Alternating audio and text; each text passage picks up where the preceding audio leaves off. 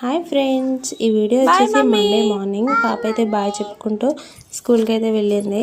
వీడియోని తప్పకుండా లైక్ చేయండి. అక్కడికి వెళ్ళిన తర్వాత ఇంకా వెళ్ళనని చెప్పి ఏడ్చింది. ఇంకా ఇంటికి అయితే తీసుకొచ్చాను. కాసేపటి తర్వాత మళ్ళీ ఏడ్చినా కానీ స్కూల్కి అయితే పంపించాను. నేను ఇంట్లో పని అంతా చేసుకొని మార్కెట్కి అయితే వెళ్ళాను.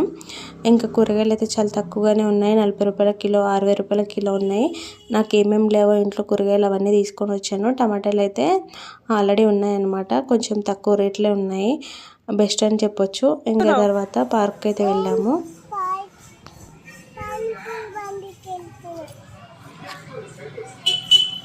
ఇంకా